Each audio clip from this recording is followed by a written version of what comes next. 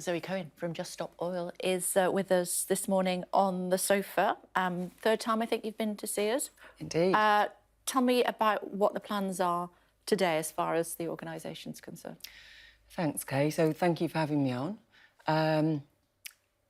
Just Stop Oil is making an open invitation for any members of the public, anyone watching, to join Trafalgar Square, 12 noon, every day, to march peacefully, non-violently, to demand an end to new oil and gas.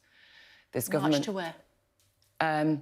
Probably towards Parliament. I'm not entirely sure of that information, probably towards Parliament, but the important thing is that ordinary people are resisting the plans of this government to licence more than 100 new fossil fuel projects in the North Sea, oil and gas, when we know the scientists are literally pulling their hair out telling us that we are in out-and-out emergency.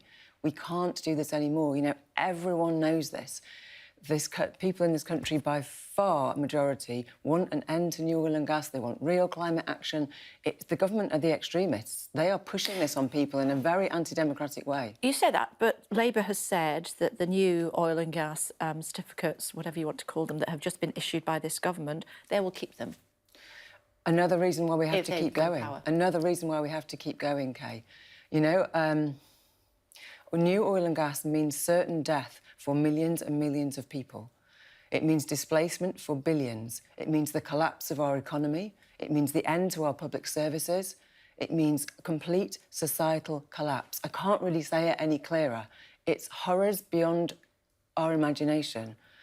And it's irreversible, Kay. It means forever. I hear you, Zoe, I hear you.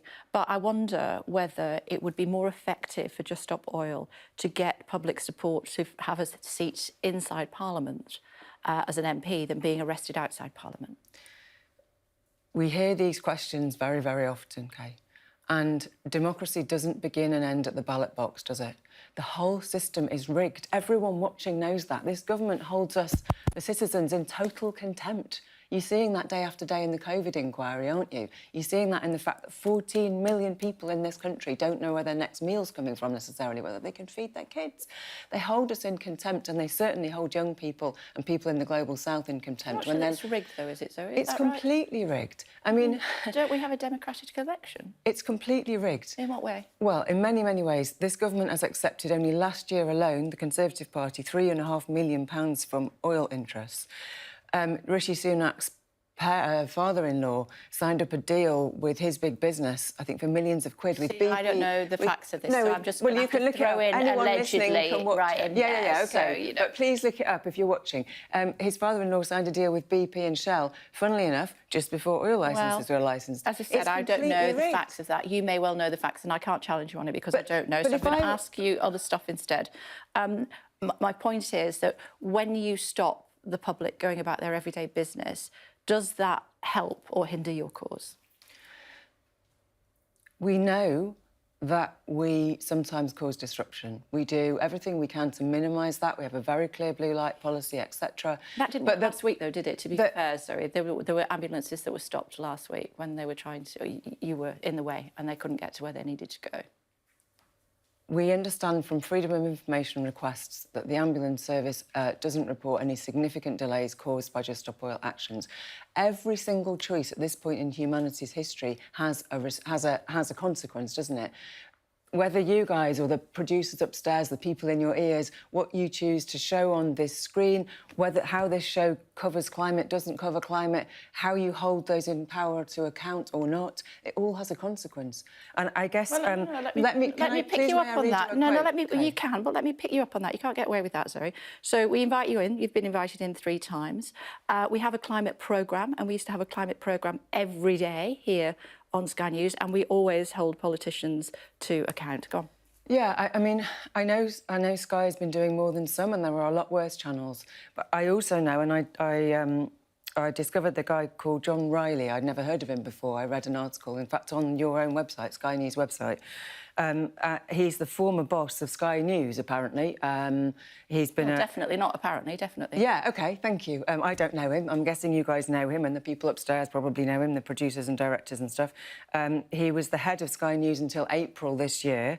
And May, actually, but yeah. OK, thank you. I've never met the guy, but he's on record in the article on your own website saying that news desks are not taking seriously enough their responsibility to alert the public to what is happening.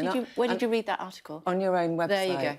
Yeah, I know. There you go. That's the kind of weird irony, isn't it? Like, news desks are not taking seriously enough their responsibility to report to the public what's happening. The people listening don't understand necessarily, or maybe they do, I hope they do, that their families are at risk. All of their families are at risk. And you know what? The young people who do know this are marching with Just Stop Oil. And do you know who John Riley was talking to? Our climate correspondent. Yes, Tom Heap, who actually presents the climate show now. Exactly. So we are trying to do... We're going... some way. So please, tell all of your listeners, tell all of your We're allowing you to do it. Thank you. You're allowing you to do it. Everyone watching, your families are at risk. Your families are at dire, dire risk. It's not just us saying that, it's the world's climate scientists. The Pope is even saying the same thing. He's saying that people need to understand that their families are threatened by new oil and gas. We have to end this. When you say this demonstration, these series of demonstrations will go on until success, what does that actually look like? It means ending new oil and gas. No, but how long might that take? It takes as long as it takes. But another thing that your lovely audience need to know, Kay, and thank you for the opportunity, it's sincerely appreciated, is that civil resistance, which is what Just Stop Oil is doing, does make a difference. It does cut through. We know that from history, but we also know that from this year. Thousands of people in the Netherlands marched peacefully day after day and blocked the A12 in The Hague for 27 days in a row. 9,000 arrests over 27 days, completely non-violent action. And that forced the police forces to go to the politicians and say, you have to negotiate with these people. They were demanding an end to fossil fuel subsidies, and that's what's happened. So the politicians are going to put proposals forward to end new subsidies. OK. So you all have so much power. Don't let people tell you that this is not the right way to do things. OK. And also, I have to add one more point, please, that this government, this state, the judiciary, are currently locking up teenagers. There are 18 and 19-year-olds in prison right now without trial for peacefully walking on the road because they are desperate for a future. Please, everyone needs to understand that. They wouldn't be in prison without trial. You mean they're on remand. On remand. They're on remand. That's in a prison cell without trial for walking on a road to try desperately to get their future back from a government that is licensing new oil and gas. So join us, Trafalgar Square, noon, every day, please. OK, Zoe, thank you for taking the time, as always. I really appreciate it. Thank you. Thank you, Kay. Meantime, let me tell you about what's happening in Dewsbury in West Yorkshire.